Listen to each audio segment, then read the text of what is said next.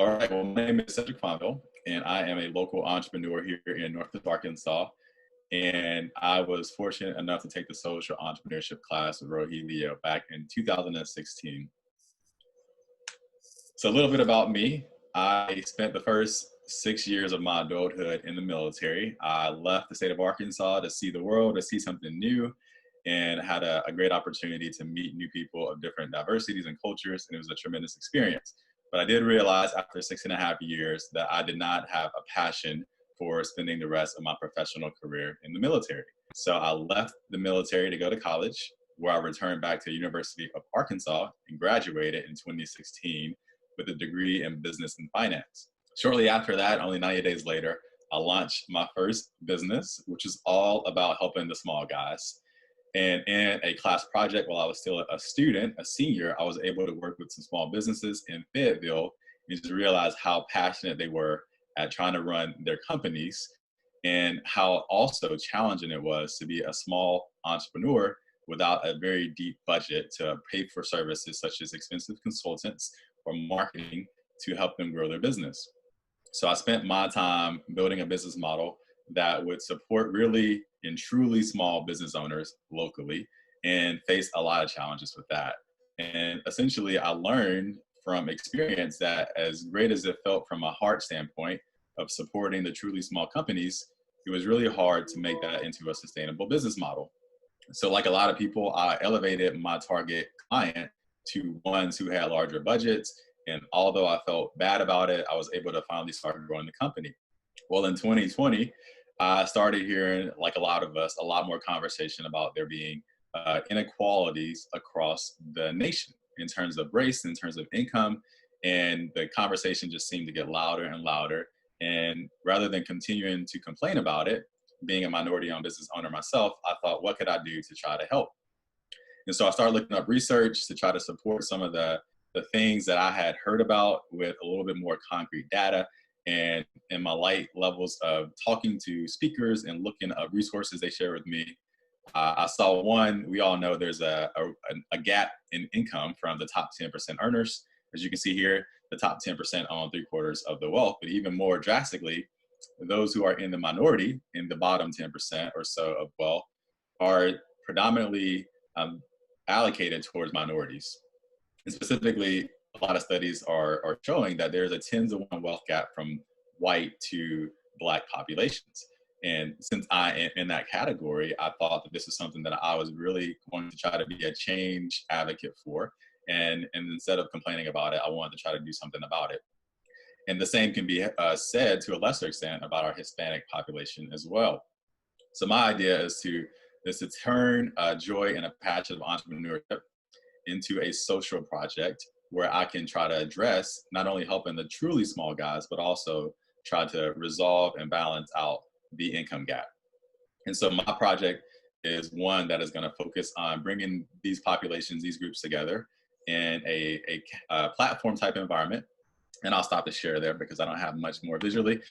And into a platform community-like environment where they have access to one another, fellow entrepreneurs of color and minorities, but also access to speakers and subject matter experts in the areas of business, such as marketing, such as sales, such as business development, so they can have access to these resources that otherwise would be unaffordable.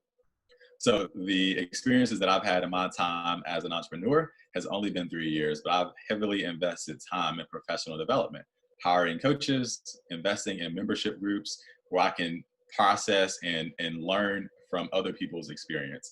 And I found tremendous value in that. And I've been able to help, hopefully, continue to grow my business year after year. So I want to introduce minority populations to a similar type of forum where they can be with other minority-owned business owners and they can have subject matter experts come in and speak to them about these business topics. And to add a little bit of uniqueness to this, I want to use my personal talents to not only facilitate these coaches with these entrepreneurial groups, but also really focus on storytelling and telling the stories through video and through photography about these minority-owned businesses and some of the challenges and some of the successes they face as entrepreneurs. On top of that, I really think that we have a habit as people where we soak in information and we get excited about it, and then the next day, the next week, we tend to go back to our old ways.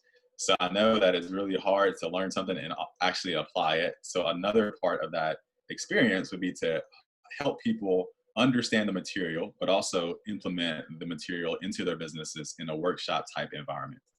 So that's my project in terms of where I'm at right now. I want to build these groups of entrepreneurs who can go through a series of steps to help them grow their business so they can be a part of the solution of closing the inequality gap from a wealth distribution standpoint. And that's all I got.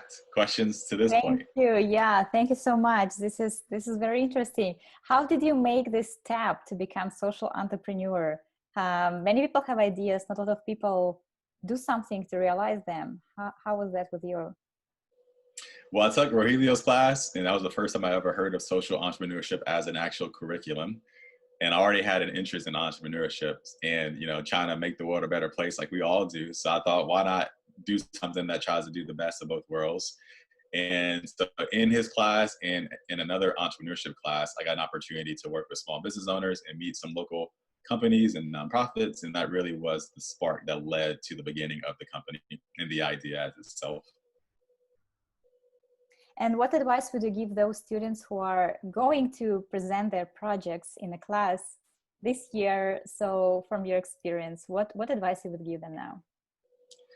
Well, I think the students have a lot to offer. They have really fresh perspectives, even though they might be youth. I think that, you know, whatever ideas they come up with will be fantastic. I think some of the challenges with presenting new ideas is just making sure that the ideas are feasible and they're not just, you know, good in theory and in concept. So always making sure that they think through some of the challenges with their ideas and provide some possible solutions in advance before they present them to the final users. Great, thank you. Liz, do you have questions? Yes, first of all, Cedric, thank you very much for what you're doing as a minority. I really thank you because we need more people like you. I'm Hispanic too, so I appreciate all of your work to this community.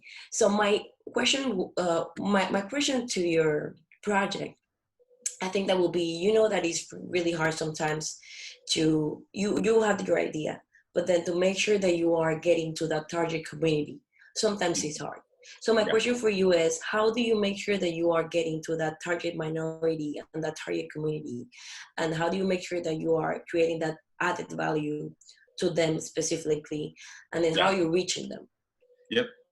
The second part of your question is probably the biggest challenge, which I'm hoping this will create a stage to solve some of that. And really, I can only speak from my perspective, and I'm only one data point of many. So while I recognize opportunities, I would love to be able to support that with data that we can measure against and improve upon. So that part I haven't figured out, like, where do I get that credible, reliable data that will be able to be updated and follow over time? So that's a challenge that I'm hoping will come through this opportunity here. And then the first part of your question, like, how do I reach more people? Again, I'm one person, so my perspective is limited. The best thing I can do is try to, one, reach out to other people and ask them for recommendations. And I've used my Facebook channels to do that. Just ask friends through word of mouth, like, who do you know who might be interested in such a concept? And trying to do this pro bono just to basically create a proof of concept. But I definitely want to encourage people to recommend people to me, and then maybe those recommendations can recommend other people as well, so that it gets less focused on my social circle and more into other layers of social influences. Perfect. Thank you so much. And then my other question is, thank you. My other question will be, how was the first step to contact these community partners or to contact these organizations that might be interested on giving you funding or helping you with your entrepreneurship? Yeah. Well, where I'm at now is that I'm still running my company, which, as I hinted at earlier, does not focus necessarily on the truly small companies right now.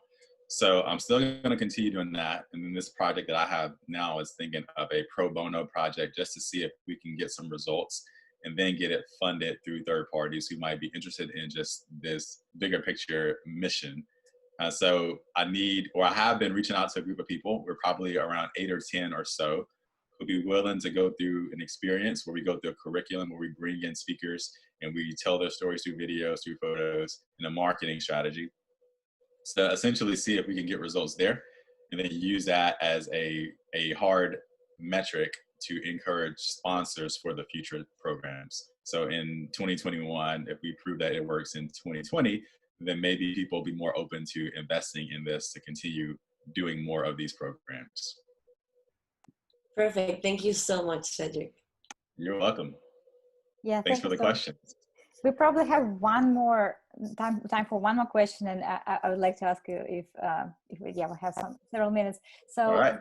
What would be, from your perspective, the main difference between pursuing with entrepreneurship project and social entrepreneurship project? What would be the difference between the two? Is that what you asked? Yeah.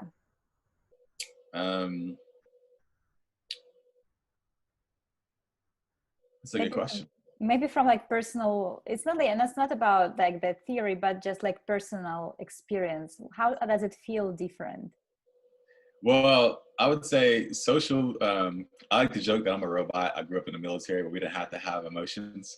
So it feels good to be working towards something that hopefully can be sustainable from like an entrepreneurial standpoint, but also that just helps people who I think are looked over, glossed over, because the opportunity just hasn't been there for other businesses to focus their time and efforts on this problem. So when I can help a small company figure out how to get to the next level or just overcome some challenge, it just feels good from a heart perspective and a passion and purpose driven perspective. So I guess my short answer would be like doing something good for somebody else is just really rewarding from a personal standpoint. And that's why I love social entrepreneurship. Great. That's great. Thank you so much, Cedric. Thank you for your time, for your presentation, for answers. Absolutely.